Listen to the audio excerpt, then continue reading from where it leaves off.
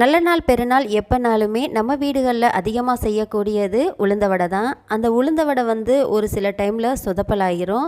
அதுவும் வீட்டில் ஒருத்தர் 2 பேருக்கு தான் செய்ய தெரியும், எனக்கெல்லாம் செய்யவே தெரியாதுன்னு யோசிச்சுட்ருக்கீங்களா? கண்டிப்பாக இதை ட்ரை பண்ணி பாருங்கள். நம்ம வீட்டில் இருக்கக்கூடிய டீ வடிகட்டியை வச்சு சுலபமான முறையில் இந்த உளுந்த வடையை எப்படி செய்கிறதுன்னு தான் பார்க்க போகிறோம். வாங்க, வெல்கம் டு சல்காஸ் கிச்சன். இப்போ நான் செய்கிறதுக்காக நல்லா 1 கப் அளவுக்கு உளுந்து எடுத்திருக்கேன். எனக்கு வந்து ஒரு 150 கிராம் அளவுக்கு எடுத்திருக்கேன்.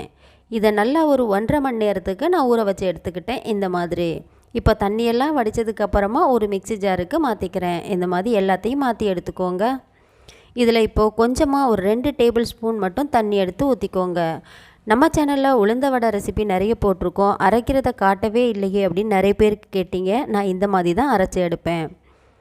இப்போ கொஞ்சமாக தண்ணி ஊற்றிட்டு பல்ஸ் மோடில் வச்சு அரைச்சதுக்கப்புறமா நல்லா இந்த மாதிரி மெதுவாக அரைச்சி எடுத்துக்கோங்க. இந்த அளவுக்கு திக்னஸ் இருக்கணும். ஒரு கரண்டியை வச்சு நல்லா கலந்து விட்டுட்டு மறுபடியும் ஒரு 2 டேபிள் ஸ்பூன் மட்டும் தண்ணி எடுத்து ஊற்றிக்கோங்க. இதுக்கு மேலே வந்து தண்ணி நமக்கு தேவைப்படாது. கையில் எடுத்து மசிச்சு பார்த்தோம் அப்படின்னா நல்லா மசிஞ்சு வரணும், கொரகொரப்பு இருக்கக்கூடாது. இப்போ வந்து இதை ஒரு பவுலுக்கு நம்ம மாற்றிக்கலாம். இது வந்து ஒரு 20-25 வடை வரைக்கும் வரும். இப்போ இது எல்லாத்தையுமே நான் மாற்றி எடுத்துட்டேன். எந்த அளவுக்கு திக்காக மாவு இருக்குதுன்னு நீங்களே பார்த்துக்கோங்க. தண்ணியாக இருந்துச்சு அப்படின்னா சொதப்பலாயிரும். இப்போது இதுக்கு வெங்காயம் சின்னதாக நறுக்குனது, கருவேப்பிலை, அது கூடவே பச்சை மிளகாய், கொஞ்சமாக சோம்பை வந்து நல்லா இந்த மாதிரி தேய்ச்சிட்டு போட்டுக்கோங்க. முழு மிளகு இல்லைன்னா அதை தட்டிட்டு கூட சேர்த்துக்கலாம். தேவையான அளவு உப்பு, ஒரு 2 டேபிள் ஸ்பூன் வரைக்கும் அரிசி மாவு இல்லாட்டி கார்ன்ஃப்ளவர் மாவு சேர்த்துட்டு இதை நல்லா இந்த மாதிரி கலந்து விட்டுக்கோங்க. இந்த மாதிரி நல்லா கலந்து விடும்போது வடை வந்து நல்லா மெந்துன்னு வரும். ஸோ அதுக்காக இந்த மாதிரி அடித்து நமக்கு பிசைஞ்சு விடணும்.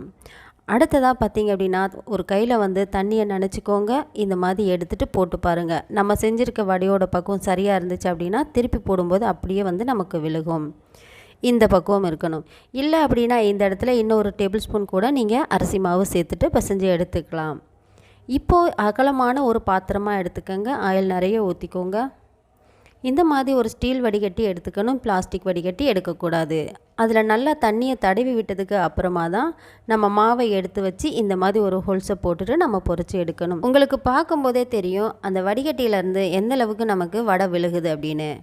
ஒவ்வொரு தடவையுமே நம்ம தண்ணியை வந்து மேலே தடவி விட்டுட்டு தான் நம்ம வடிகட்டியில் வந்து மாவு எடுத்து வைக்கணும். அப்போ தான் நமக்கு வந்து வடை சீக்கிரமாக வந்து விழுகும். இப்போ சூப்பராக 2 சைடுமே கோல்டன் ப்ரௌன் கலருக்கு வந்ததுக்கப்புறமா அடுப்பை நல்லா சிம்மில் வச்சுக்கோங்க. அப்போ தான் மேலே நல்லா மொறுன்னு வரும். இப்போ இது எல்லாத்தையுமே நான் எடுத்து இன்னொரு பாத்திரத்துக்கு மாற்றிக்கிறேன். இப்போ இதே போல் இன்னொரு தடவையும் நம்ம போட்டு எடுத்துக்கலாம். நான் 3 டைம் வரைக்கும் நான் இது மாதிரி பொரிச்சு எடுத்துக்கிட்டேன்.